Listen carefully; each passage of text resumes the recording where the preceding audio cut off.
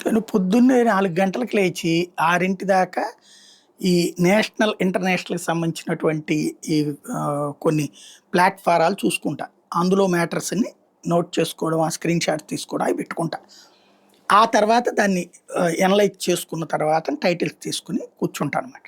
ఇదెందుకు చెప్తున్నానంటే మొన్న మనం ఆపరేషన్ సింధూర్‌లో పాకిస్తాన్‌ని దెబ్బకొట్టినప్పుడు మన దేశద్రోహులన్న గాని మోడీ మీద ద్వేషంతో లేకపోతే గనక మన సైన్యం మీద పెద్ద నమ్మకం లేని చైనాని నమ్మేటటువంటోళ్ళు, పాకిస్తాన్ నమ్మేటటువంటోళ్ళు కొంతమంది కొన్ని కామెంట్ చేశారు. కొంతమంది దాంట్లో ప్రస్తావించారు. నువ్వేదేదో అన్ని కూల్చారు, ఇన్ని కూల్చారని చెప్తున్నావు.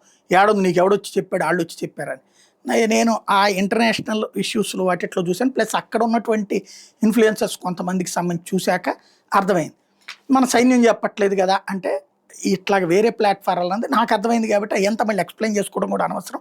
నేను ఒక 5, 6 చెక్ చేసుకుంటా నేషనల్, ఇంటర్నేషనల్ ఇష్యూస్‌లో. వాటిట్లో నుంచి వచ్చింది. ఇదెందుకు చెప్తున్నా అంటే జేఎఫ్-17 చైనాయి కూలిని, అమెరికా F-16 కూడా కూలినాయి అని అప్పుడు చెప్పాను నేను.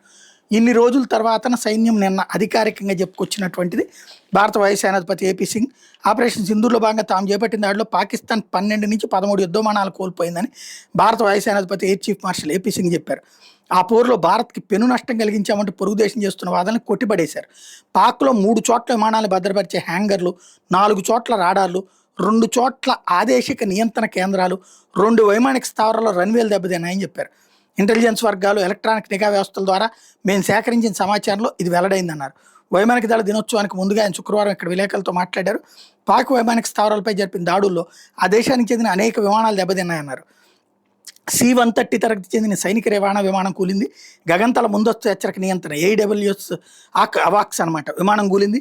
కనీసం 4-5 ఫైటర్ జెట్లు, చాలా వరకు అవి F-16 యుద్ధ విమానాలు అయి ఉండొచ్చు.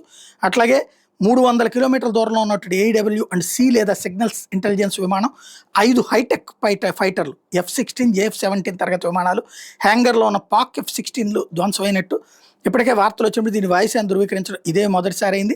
ఆపరేషన్ సింధూర్ సమయంలో భారత యుద్ధ విమానాలు కూల్చేసిన పాకిస్తాన్ వాదనని కట్టుకథలుగా సింగ్ కొట్టిపడేశారు. అయితే మే 7, 10 మధ్య జరిగిన సంఘర్షణలో భారత వాయుసేనకు వాటిల్లినటువంటి నష్టం గురించి మాత్రం వెల్లడించేందుకు నిరాకరించారు.